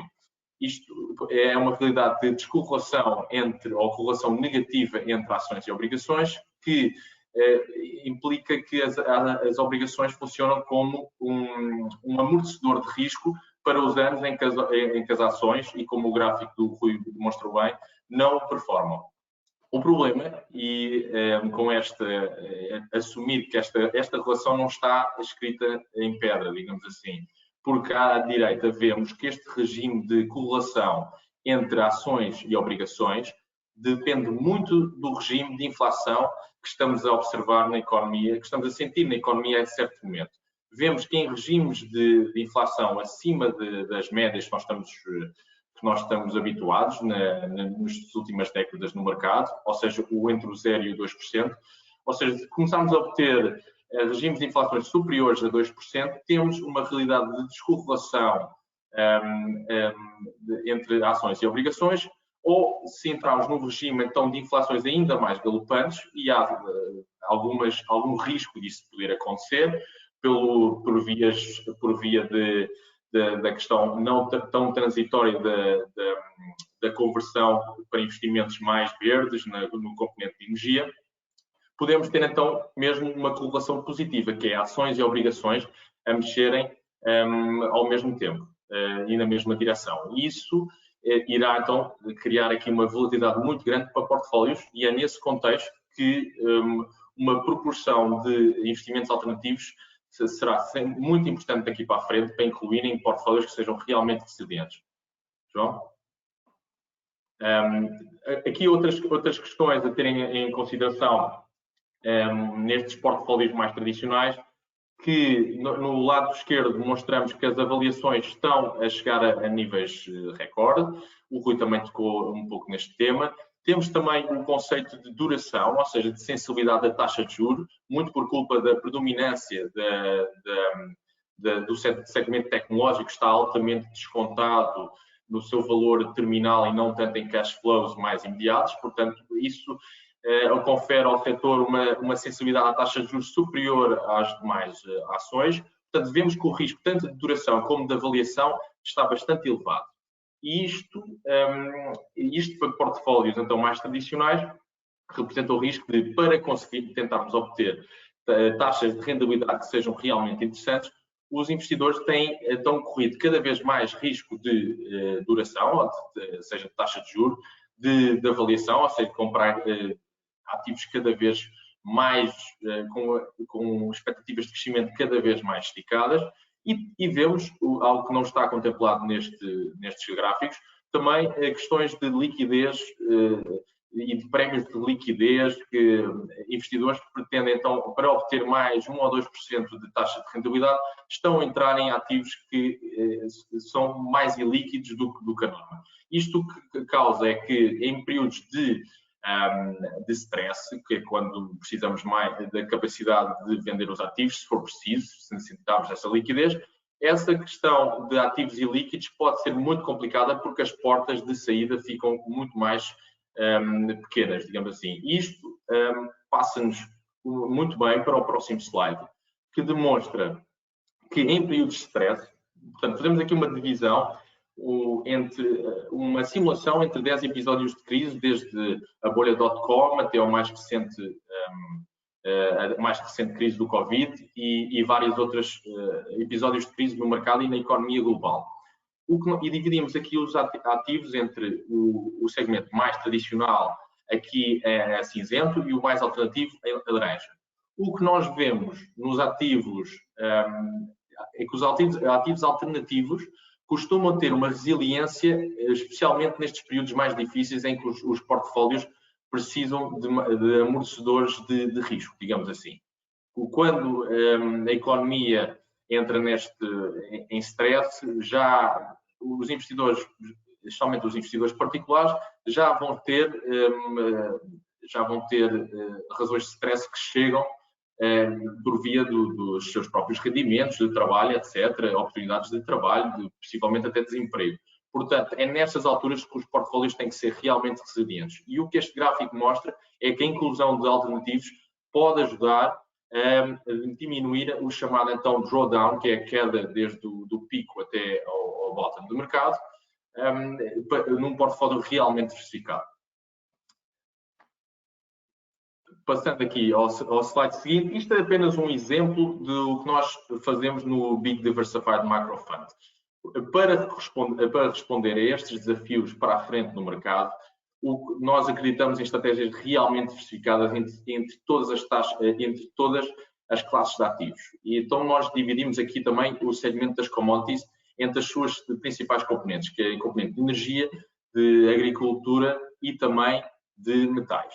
Aqui o que nós demonstramos é a nossa alocação entre as diferentes classes de ativos para produzir um portfólio realmente diversificado e realmente resiliente a risco, que seja pouco relacionada entre si. O que é que isso significa? Significa que temos aqui várias avenidas de retorno que não têm relação entre elas, são tendências idiosincráticas e que, desta forma, o facto de elas serem descorrelacionadas entre si nos permitirá, quando o mercado está mais fraco, não cair tanto como o mercado, e quando o mercado está mais forte, temos aqui, então, uma robustez de retornos muito superior. E passando aqui ao meu último slide, que é só aqui algumas considerações, quando estamos, especialmente o segmento dos alternativos, costuma ser importante selecionar, então, estratégias que giram bem o retorno face ao risco que se corre. É sempre muito importante percebermos o risco que estamos a correr face ao retorno que queremos obter. E para isto temos as métricas, uma métrica muito conhecida, então, que é o Sharpe Ratio, e o Sharpe Ratio mede o retorno esperado ou o retorno obtido face e divide isso pela a volatilidade, ou seja, o risco incorrido, o desvio padrão dos movimentos de preço, mas um Sharpe ainda mais útil é o menos conhecido Rácio Sortino. O Rácio Sortino vai buscar, em vez do denominador ser a volatilidade total, ou seja, o desvio padrão tanto dos ganhos, dos retornos positivos como dos negativos, aqui o nosso foco é naquela volatilidade, naquele risco que realmente nos incomoda, que é o risco de retornos negativos. Portanto, o Sortino é um rácio muito interessante a ter em consideração para avaliar tanto estratégias de investimento, alternativas ou outras, mas no segmento de alternativos ainda faz mais sentido, para perceber se, face ao retorno que estamos a obter, a probabilidade e os desvios negativos são suficientemente pequenos face então a esse retorno. Portanto, deixo-vos então com esta consideração do Rácio Sortino, que é algo a ter em consideração e não é um cálculo muito diferente do mais conhecido Sharpe. Depois, para acabar, e relacionado então com esta análise de temos que sempre perceber o risco que estamos a correr para o retorno que queremos obter, temos então o mais básico, que é o drawdown máximo. Aqui basicamente é só a percentagem de queda desde o pico de uma série de preço até então ao seu mínimo relativo. Portanto, ao analisar uma estratégia, uma classe de ativos, olhamos para o seu historial e tentamos perceber então qual é que é o drawdown máximo, para termos em consideração que, se bem que uma estratégia possa ter um rácio de Sharpe ou até Sortino interessantes, convém perceber se em momentos de stress o nosso perfil de risco pessoal consegue aguentar com o seu drawdown máximo. Se num período de stress pode provocar quedas superior a 10%, e nós temos que perceber e analisar para nós próprios se o nosso portfólio e se o nosso apetite ao risco aguenta o drawdown máximo de um referido ativo, classe de ativo ou gestor. Portanto, deixo-vos com estas três considerações para neste cruzamento dos mercados e da economia conseguirem avaliar de uma forma muito mais científica e rigorosa os investimentos a incluir em portfólios que sejam realmente resilientes daqui para a frente. Obrigado, João, e com isto termino e passamos então ao roundtable. Sim, vamos ao segundo. Obrigado. Só antes de passarmos ao roundtable, só 30 segundos de sintetizar o que fizemos aqui nos 65 minutos. Basicamente, em termos de macro, nós antecipamos 22 como um ano de normalização do crescimento económico, que ainda tendencialmente deverá superar os riscos pré-Covid e um ciclo distinto daqueles 10 anos de expansão económica que tivemos após a grande crise de 2008. Teremos um crescimento do PIB mais significativo na Europa em relação aos Estados Unidos, e isto também nos emergentes, mas reflete essencialmente o atraso do estágio macrocíclico destas regiões e não tanto fatores idiosincráticos. Na questão de grande relevância, que é a questão da inflação, argumentamos de um novo reequilíbrio entre a oferta e a procura agregada, que traduzirá, nem que seja por questões de efeito base, contração monetária, deterioração do consumo do rendimento disponível real. Digamos que haverá uma gradual reversão da inflação, mas, e nós fomos claros ao longo destes 70 minutos, a inflação manter-se-á claramente acima dos targets dos bancos centrais e os riscos poderão estar ainda no upside. O aumento do nível de endividamento que nós tivemos após o Covid, obviamente limita algum espaço para o quanto os bancos centrais podem endurecer a política monetária e o caminho de subida das taxas de juros, sendo que como é que isto traduz para ideias-chave de mercado? As ações, obviamente, estão dispendiosas em termos absolutos, mas há um trade-off aqui a fazer face à dinâmica do ciclo de recuperação que ainda permanece benigno e os prémios de risco estão ainda distantes de bolhas especulativas. Obviamente antecipamos retornos bastante mais estreitos face ao último ciclo de expansão, os tais 10 anos pós-grande crise financeira de 2008, e obviamente preferimos blocos Europa emergentes e temas value e quality, algo que já estamos a ver com bastante tração nas primeiras 2 semanas do ano. Obrigações, um espaço, um universo bastante desafiante, mas em que a dívida emergente acaba por ser um headline natural. Nos câmbios vai haver também aqui um crossover entre apetite por risco e divergência do ciclo monetário como chave. O dólar, por exemplo, já incorpora bastante o tightening agressivo do Fed, e entre 3 a 6 meses do início do tightening, o dólar tende a fazer esses máximos, e não é por acaso que o euro-dólar fez quase 10 figuras nos últimos 12 meses. E como riscos, e eu se calhar temos aqui já muitas questões do Q&A, e abro aqui o roundtable com esta história. Como riscos nós estamos a olhar para 22, podemos ter a reversão endémica, nós claramente já estamos numa trajetória de endemia, nível de avaliações, overshoot de inflação, tensões geopolíticas e o caso da China, insustentável do wealth gap.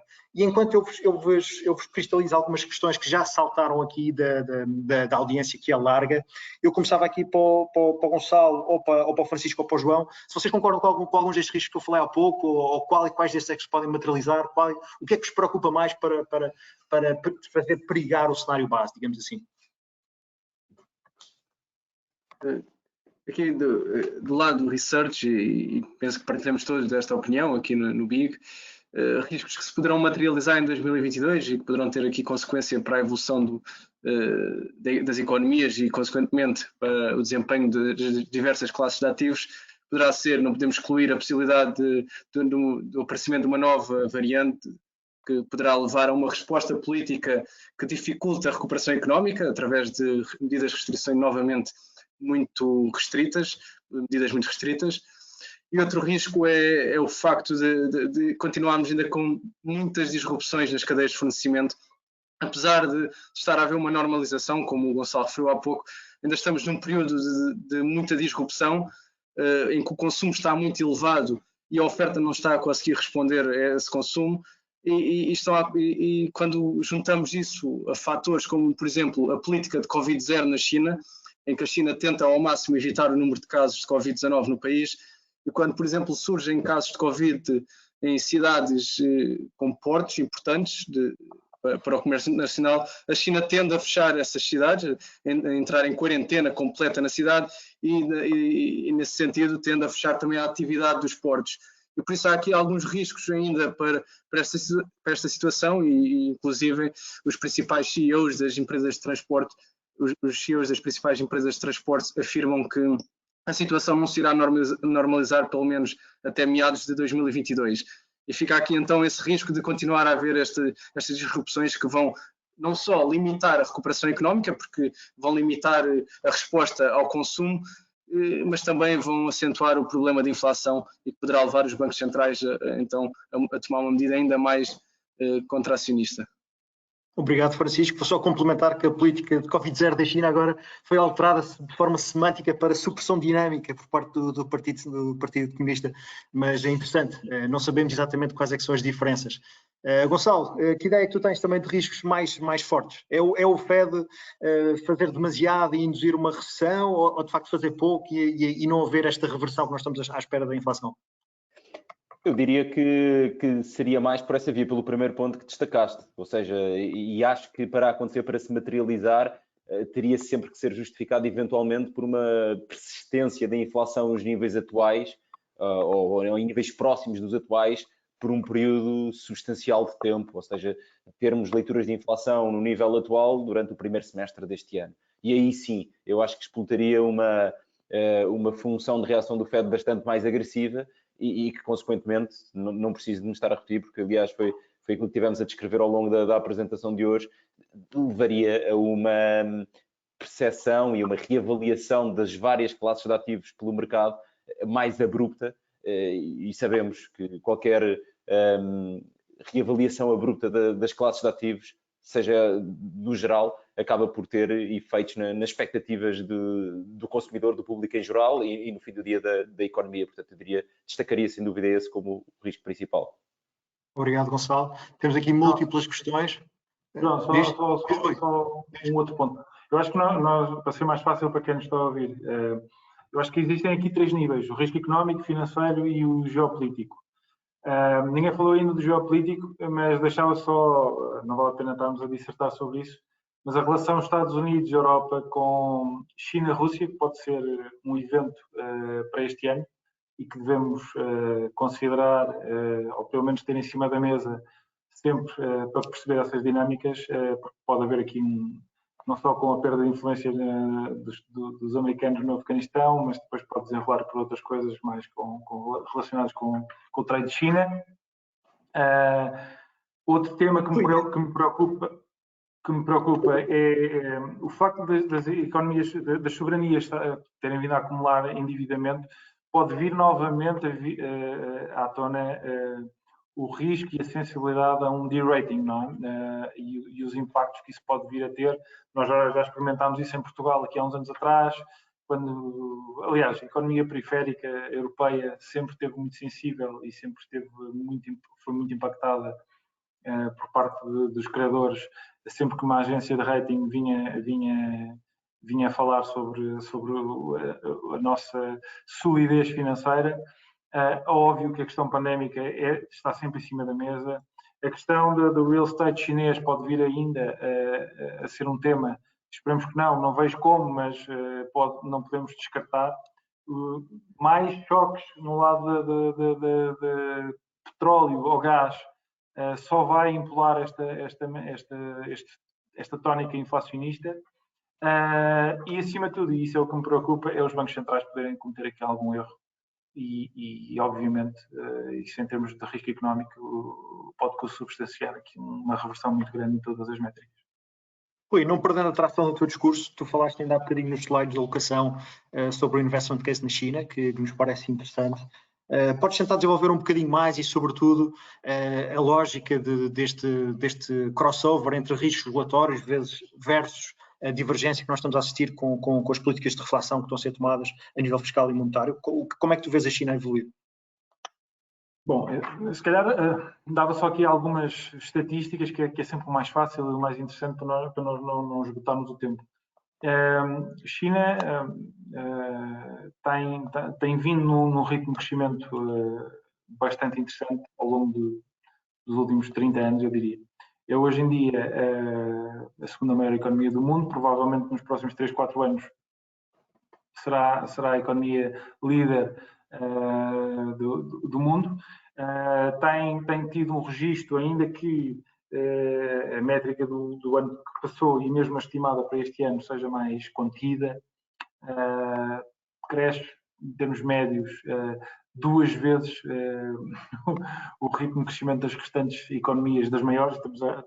Estou só aqui a falar das economias mais representativas.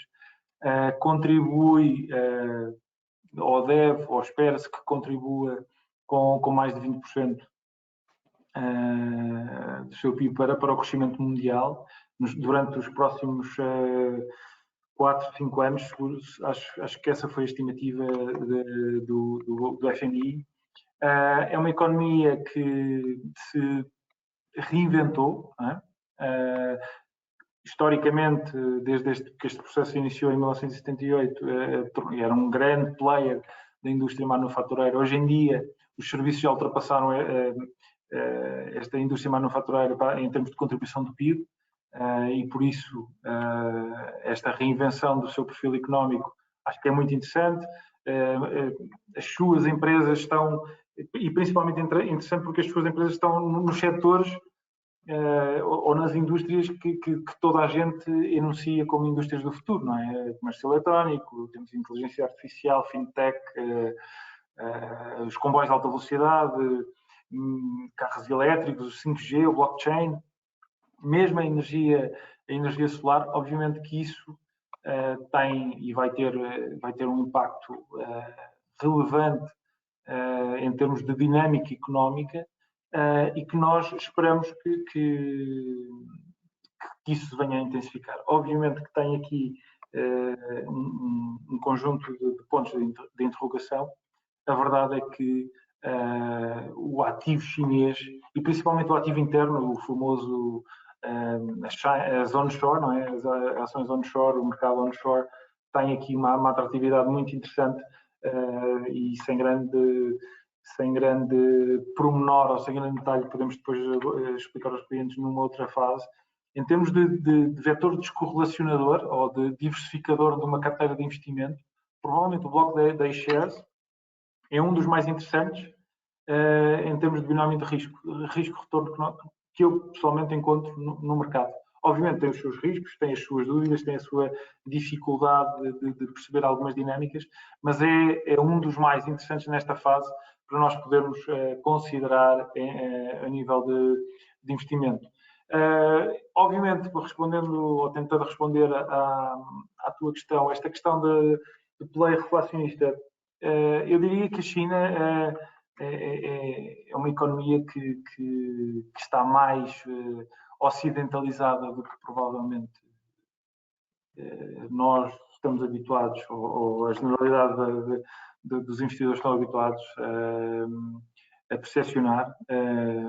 Um crescimento para este ano acima dos 4,5%, ainda que seja quase embaraçoso para a métrica histórica chinesa, eu acho que é muito interessante. E é tão mais interessante porque parece-me que o governo e a autoridade central se mantém disponível para dar a mão à economia, não é? No sentido de evitar aquele hard landing que surgiu no susto deste verão com o evento do setor imobiliário, que começou com uma regulamentação um pouco mais exigente, que apesar do mercado percepcioná-la como negativa, pessoalmente acho super positivo, que é basicamente tentar estancar ao máximo a veia especulativa que este setor incute naquela economia.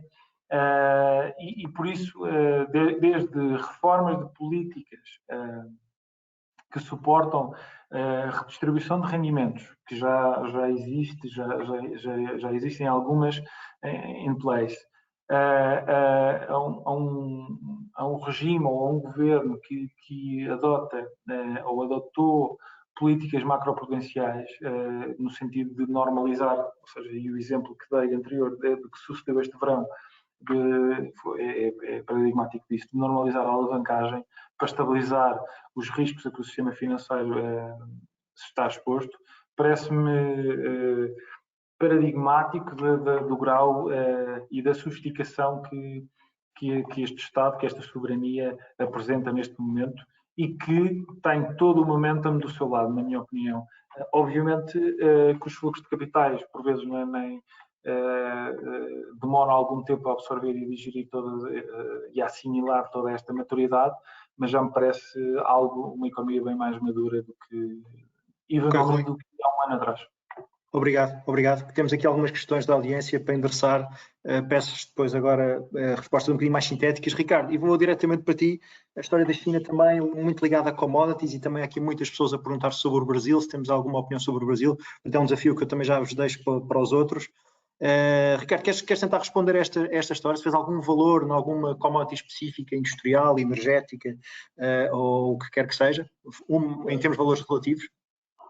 Muito sucintamente, o Brasil é uma derivada quase da China, e a China está aqui prestes a entrar num ciclo diferente monetário do resto do mundo desenvolvido, está a voltar ao apoio à economia por via de uma tendência monetária mais acomodatícia, ao contrário como disse, do resto do mundo está a seguir a direção contrária. O Brasil é uma derivada disso, porquê? Porque exporta muito, um grande cliente das exportações brasileiras é obviamente a China, e concretamente às commodities, a parte agrícola, que o Brasil também é bastante forte nessa produção, pode continuar a ser um play interessante e que funciona também bastante bem para proteger de risco de inflação. O que nós vemos é que no curto prazo, devido à escassez em algumas matérias-primas e também na parte, que também se verifica na parte agrícola, temos o que se chama um perfil de curva de futuros, que é assim que nós no mercado financeiro conseguimos a exposição a essas commodities agrícolas. Temos o que se chama um regime de backwardation em algumas dessas commodities, em que o futuro da maturidade seguinte está a um preço inferior ao futuro imediato ou ao spot price, ou ao preço atual, digamos assim. E isto cria uma dinâmica para quem compra o ativo e pretende ficar com ele, digamos assim, pretende estar exposto à apreciação de preço, cria aqui, para além do potencial de apreciação de preço, também um chamado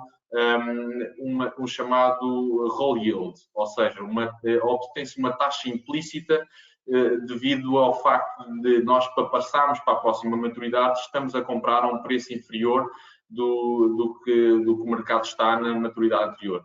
E isso, só para dar aqui algumas indicações, isto no caso do trigo chega a ser 8% ao ano, e no caso do café robusta, que tem estado numa tendência bastante interessante recentemente, também situa-se perto dos 8%. Portanto, há aqui esta escassez de curto prazo cria aqui esta oportunidade para gerar retorno nestas commodities, quer elas continuem essa ascensão de preços, quer não. Eventualmente esta oportunidade irá desaparecer, mas que depois, juntando àquilo que falámos no princípio desta resposta, o Brasil, como produtor de alguma destas commodities, como por exemplo a soja, e exportador para uma China que está então agora num perfil monetário de estímulo, pode ser uma geografia interessante. Se bem que a grande ressalva para o Brasil é os riscos políticos de uma eleição presidencial deste ano, a qual está bastante polarizado. Obrigado, Ricardo. Vamos dar aqui mais 5 minutos de prolongamento e temos aqui mais 2 ou 3 questões finais para endereçar. Uma delas, eu diria, e ainda pegando com emergentes e commodities, eu diria que não falámos aqui muito, é os câmbios, a correlação inversa com o dólar. Por exemplo, vocês acham que já estará demasiado descontado no preço, por exemplo, os tais quase 10 figuras que o dólar subiu em relação ao euro desde o início do ano, este ano, esta guinada rockies, e acham que o dólar pode, de certa forma, ficar por aqui, ou há riscos, e isso ser benéfico, tanto para commodities como para emergentes, ou há riscos do dólar continuar, portanto, para cima? Eu posso dar só uma nota daquilo que se passou connosco.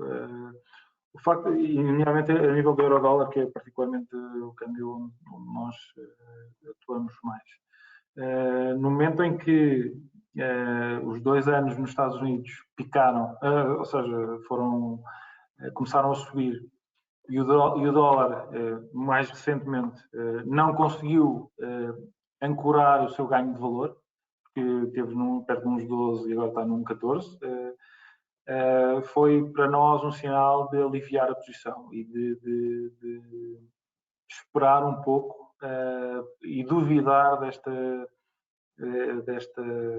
recente, isto é, desta sonante valorização que o dólar teve face ao câmbio europeu, principalmente. E por isso, esta resiliência ou esta incapacidade de furar níveis técnicos fortes do dólar face ao euro, e estou aqui a cingir-me ao euro, foi para nós uma das razões de reduzirmos bastante as nossas posições, praticamente eliminamos a exposição ao dólar.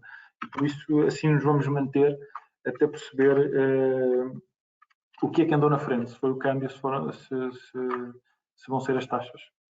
Ok. Obrigado, Rui. Temos 2 minutos finais, portanto dá para 2 questões ainda.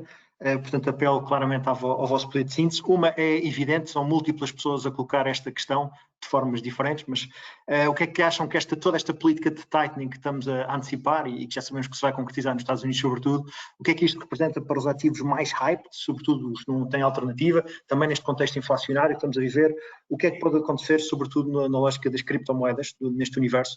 Gonçalo e Ricardo temos falado sobre isto, o que é que vocês podem partilhar? Eu vou começar muito rapidamente. A maneira de ver as criptomoedas, especialmente, terão muita relação com o setor tecnológico, porque o tipo de investidor que investe em ambas é muito semelhante. Portanto, num regime de taxa de juros a subir, que irá afetar o setor tecnológico por via daquelas questões da sensibilidade à taxa de juros que falámos anteriormente, o segmento das criptomoedas pode sofrer como derivada disso. Se bem que eu acho que não é uma relação que irá manter-se ad eterno. Ou seja, numa primeira fase irá seguir, por exemplo, o Nasdaq numa queda, mas depois, em termos de aposta secular, irá ser mais resiliente do que talvez aliás, não diria tanto resiliente, mas irá perder então a sua ligação ao Nasdaq com o evoluir do ciclo de subida de taxa de juros. Apenas uma grande ressalva também neste segmento, há muitas oportunidades e também muitos riscos. Ainda é um bicho que inclui várias realidades, desde smart contracts, aplicações para a economia real, como também questões meramente especulativas de comprar e esperar que o preço aprecie. Também pelo meio de estratégias de arbitragem, por aí em diante, é um segmento que ainda não tem muita participação de investidores institucionais, devido às grandes questões em torno da custódia das plataformas de trading destes ativos, mas um princípio que eu acho que se aplica tanto a este segmento como a outros segmentos, temos que ter uma mente aberta a todos os segmentos, mas perceber, e voltando àquilo que eu falei no final da minha apresentação, os riscos que estamos a tomar, ou seja, quais são os drawdowns máximos, quais são os sharps e os shortinos destes ativos e calibrar sempre os nossos portfólios face à volatilidade de cada um dos investimentos que vamos incluir. Ou seja, investimentos com mais volatilidade deverão ter um tamanho mais reduzido no nosso portfólio e vice-versa. E passo ao Gonçalo para ele dar alguns inputs que sei que tem observado muito este espaço. Sim, em 30 segundos concordo com o que o Ricardo disse, não só com a correlação com o setor tecnológico e o Nasdaq, mas que até num determinado ponto essa correlação pode quebrar e eu acho que será eventualmente mais justificada pelo facto de estarmos a falar num segmento, numa classe de ativos que depende mais em termos de regras ou de leis de adoção em vez de fluxos, como estamos habituados no mercado de capitais. É um setor com crescimento exponencial, em que 2021, apesar do envolvimento institucional face a outros segmentos do mercado de capitais ser ainda baixo, teve um crescimento enorme de participantes institucionais. A regulação também tem havido um esforço muito grande, sobretudo nos Estados Unidos, mas também aqui na Europa, para que a regulação acompanhe, e isso só nos diz que, eventualmente, a classe de ativos digitais como um todo, se há 2 anos, 3, pensávamos era se ia existir daqui a 2 anos, de que forma é que, bom, se ia para 0, se ia para 10 vezes, agora é mais uma questão de quando e de que forma, não é? Como é que vai ser feita esta adoção, mas acho que já poucas dúvidas restam que será, à medida que o tempo passe e que, obviamente, os agentes económicos, reguladores, etc., se adaptem a esta nova realidade, será, sem dúvida, parte ou componente de um portfólio no futuro, num futuro se calhar ainda longínquo. Destaco ainda assim aquilo que o Ricardo disse, ainda há muitas questões regulatórias, mesmo operacionais e operativas, que levam a que o risco deste segmento seja ainda material e obviamente incomparável com o que vemos nas classes de ativos tradicionais. Obrigado, Gonçalo. Ricardo, foram bastante claros. Para a pergunta final, aqui há algumas pessoas que têm dúvidas sobre o momentum da temática de investimento de value, portanto, como é que podem efetivamente concretizar estes temas. Eu posso também, e queria direcionar isto para o Rui, mas posso também relembrar que, basicamente, nós estamos a dia 18 de janeiro, e se nós olharmos para os setores na Europa que estão a performar, são basicamente energia e financials, que são essencialmente temas que se inserem dentro do chapéu de chuva value, e o setor tecnológico está a cair quase 6% year to date na Europa. Portanto, estamos a falar e eu coloco-te esta questão, Rui, portanto, de uma outperformance brutal na Europa, do ponto de vista value contra growth. Basicamente aquilo que nós estávamos a dizer para todo o ano está a fazer em 3 semanas com muita violência. O Gonçalo falou que o repricing de taxas de juros pode continuar nos Estados Unidos, até aos 2,20, a norte dos 2,20 mesmo, e portanto se isto ainda pode suster, ou se já pricou demasiado, ou seja, se esta outperformance de value pode manter-se, e sobretudo, e também para ser mais simples para os nossos espectadores, qual é que é a melhor forma de o fazer? Como é que se podem expor aos sistemas value? Bom, finalmente está a concretizar, não é? Eu diria que é mais isso. Nós, é um dos plays que nós vimos há mais tempo, a acreditar que alguns no tempo o mercado iria prestar atenção aos fundamentais, à qualidade dos balanços e à celeridade e suavidade com que navegam estes níveis de negócio, com que navegam vários ciclos económicos. Este é o pronúncio daquilo que eu espero que seja prolongado, para te responder à questão. Acho que este foi agressivo, mas é da mesma forma que o início do tightening, não é? As taxas estão em níveis tão baixos que não é uma primeira ou uma segunda mexida que eu acho que vai ser justificativa de motivo de preocupação. O mesmo se passa no binómio growth value, não é? A overperformance nestes últimos 6, 7 anos do growth face ao value foi tremenda, foi desmedida, eu diria, e não aporta a qualidade dos balanços de cada segmento. Se bem que no bloco do growth todos os méritos devam ser dados, porque este ciclo de tecnologia é muito importante e de surgimento de novas áreas de negócio dentro do espectro tecnológico. Agora, o value é sempre muito menos alavancado, muito mais sólido, muito mais aborrecido para um investidor, porque é muito mais resiliente e alisado no seu percurso. E, obviamente, que o que eu espero é que este movimento seja para ser prolongado. Ok, obrigado. Não temos muito tempo, não temos tempo para mais, aliás já vamos com 10 minutos para lá do prolongamento e resta-me agradecer apenas a vocês os 5 e a todas as centenas de pessoas que estiveram a assistir, também ao observador que contribuiu ativamente para a operacionalidade desta conferência que é anual e que é basicamente um flagship do banco.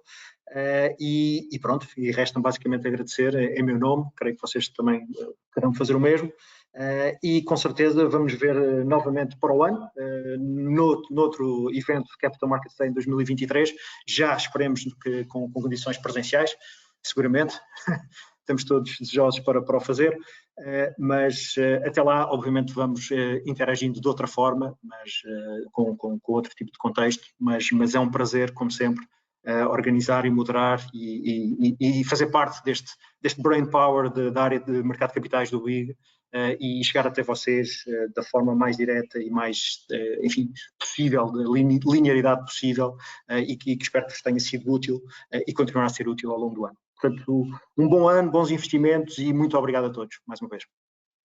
Obrigado. Obrigado. Obrigado. Obrigado.